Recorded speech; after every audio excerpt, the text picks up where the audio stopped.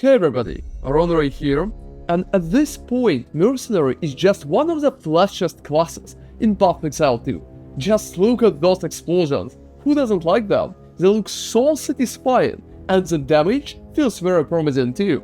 With all those grenades flying around, it should be a very strong pick for both clearing bugs and bossing. Currently we have a Witchhunter Ascendancy completely revealed too, and it looks very juicy. So in this video, I wanted to talk more about both Mercenary Ascendancies and dedicated Mercenary skills, to discuss possible combos and things that I expect to be blasted. Check out timestamps for particular nodes, Ascendancies or skills as usual, and let's go! So most of the dedicated Mercenary skills are connected to crossbows, grenades and rounds, yet some of them could be good for other classes too, for example for Ranger or even for Witch. If you're just interested in the Ascendancy overview instead, click the dedicated timestamp. But right now we're going to look at the skills. And first one is Explosive Grenade. The basic but very strong grenade. It has about 285% of damage effectiveness, which is pretty good. Low cooldown of only 3 seconds, and pretty nice radius too. It will be bread and butter of many mercenaries early on, combined with basic bolts and rounds.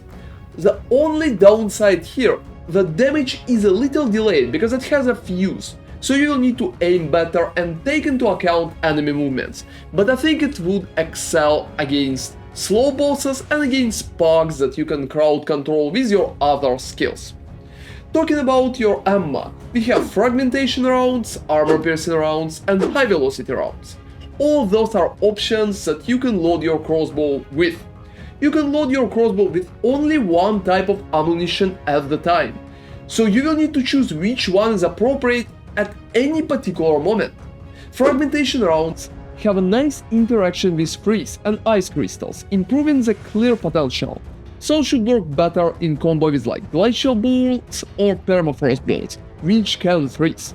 It can also work great against a single target, because all shards can hit the same targets at the same time, and it should be pretty nice. Armor piercing rounds are there to help you break enemies' armor, which is kinda obvious, and improve your damage, and perfectly should be combined with high velocity rounds, which can consume fully broken armor to deal additional damage with shots. So first you are breaking the armor with piercing rounds, and after that you are hitting an enemy with high velocity. Permafrost bolt, Glacial bolt, Stormblast bolt, those types of ammunition are purely elemental. Permafrost is not doing a lot of damage, but can freeze enemies significantly faster, when Glacial is just a generic physical to cold converter, which should work well against bosses as well. Apart from that, Stormblast bolt is a lightning ammo which is just amazing for clearing large pucks. Keep in mind that to use ammo effectively, you would really need to take additional passives in trade for reload and chances not to consume a bolt. For now, Stormblast looks like a pick for AoE, and Glacial Bolt looks like a better option for single target. After that, we have Rapid Shot, and it's a pretty promising skill right now, which is a little unusual. It converts your physical damage to fire, but it will require a little setup because you need to build up heat before you shooting when you're pressing the button. It looks pretty strong initially because it can provide a lot of flat damage, which is pretty rare in PoE 2 and is going to increase your damage significantly. So Rapid Shot looks like a very good idea if you can pretty much channel it long enough. Flash Grenade is another great defensive skill. It has a huge stun build-up, together with guaranteed blind, and has a comparably low cooldown of only 4 seconds, so it could be spammed on pucks. Right now, Flash Grenade is the only defensive option for Mercenary, but you can also use skills from other classes in that regard. Moving forward, we have a Cluster Grenade, and that's probably the strongest skill in the Mercenary kit. It has a huge, at least for a grenade, damage effectiveness of 155%, and it can convert some damage to fire. Also, all grenades, like big grenade and smaller grenades that are shooting out of big grenade, can hit the same enemy many times. and it can do devastating single target damage if the enemy is not really moving that often. There could be different options, combining those skills with skills from other classes to stop enemies from moving, using like Frost Walls or freezing them with Glacial bolts, for example. But I'm sure if the enemy is going to stand in place, Cluster Grenade, Rapid Shot and Explosive Grenade are going to be so strong against it. First off comes Witchhunter, the most stylish Ascendancy with crazy bossing potential. And the first node here is Weapon Master. It resides to the left and converts 20 passive skill points into 20 weapon sub skill points. Right now it looks pretty questionable, and it will be useful only in a few particular builds that will be weapon swap oriented. Moving forward, we have a pitless killer. It provides you with Calling Strike, which will apply to all your attacks and will finish off enemies immediately, killing them when they reach a particular health percentage based on their rarity. It is 30% for normal monsters, 20% for magic monsters, 10% for rare monsters and 5% for unique enemies, which are mostly bosses.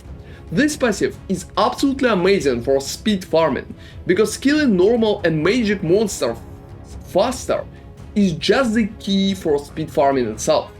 And it also leads us to Judge, Jury and Executioner, with which pitless killer stacks just perfectly. Judge, Jury and Executioner will provide another special effect for all your attacks, which will remove from 5 to 30% of enemies' life when you hit them for the first time. This node looks absolutely insane, because it can take huge chunk of health from enemies immediately and without any preparation. It also stacks very well with the previous node, dealing more damage at the start and at the end of the fight, speeding up the process significantly, both against bosses and against normal monsters too. After that comes Witchbane. It is pretty unusual node that adds a new type of resource to enemies, called Concentration. Enemies will have a concentration pool based on 40% of their maximum life. Mercenary will damage the enemy concentration on hit, dealing the same damage to it as he's doing to health, and breaking it when concentration will reach 0. When concentration is broken, enemies can't attack anymore, which makes Witchbane a great defensive node, which can protect you against pack of monsters and even against bosses at some cases. It also works so good with the next node in the line, No Mercy. No Mercy will make you deal up to 30% more damage to enemies based on their missed concentration. This node is a very strong damage multiplier that can be even better than 40% damage to stunned enemies that Warrior has. Getting concentration down will not be that easy, but 30% of additional damage is definitely worth it. The next passive that we have is Obsessive Rituals. It should provide a sorcery ward defensive layer, which protects against elemental damage, but will lower armor and evasion for 50%. It is very hard to predict how effective this node will be, but it can have a very good potential for the builds that will not invest heavily in armor or evasion. And the next passive in the same line is Ceremonial Ablution. It provides 50% increased effect of sorcery ward and make it recover 50% faster. It mostly just complementary node which will rely on effectiveness of sorcery ward overall. If it will be strong, that node would make sense. If it's not going to be strong, well, there is no point to take it. And the last passive here, Zealous Inquisition. It provides 10% chance for enemies that you kill to explode, dealing 100% of their life as physical damage. Right now it looks like one of the best clear-oriented nodes in the whole game, and it worth only 2 points. And 100% life as damage is just insanely good number, especially for clear. The only big downside here is that 10% chance itself is pretty low, and it would probably be not consistent enough if you're fighting smaller packs. However, if you can bring a lot of monsters together and kill at least a few of them, it could create a nice chain reaction. Right now, Witchhunter looks like a very damage-oriented Ascendancy. Most of the passives right here will provide you with a lot of additional damage. And I think it's going to be one of the strongest boss killers out of the basic sets that we can see right now. Also, if Witchbane is going to be consistent enough, especially against basic monsters and bugs, I think it could still survive pretty decently compared to other squishy classes. Now let's focus on Jack of all trades, Gemling Legionnaire, which certainly be key for many unusual builds due to cool passive interactions that are pretty unique in Path of Exile too. First one is Crystalline Potential. It gives us 12% to quality of all skill gems, which is very valuable for some of the builds that utilize main gems with a good quality. This passive is close to Ashes of the Stars Amulet from Path of Exile 1 and would definitely open so many potential interactions. Downside is the fact that you will need to take at least one unrevealed passive on the road to Crystalline Potential. The next one is Integrated Efficiency.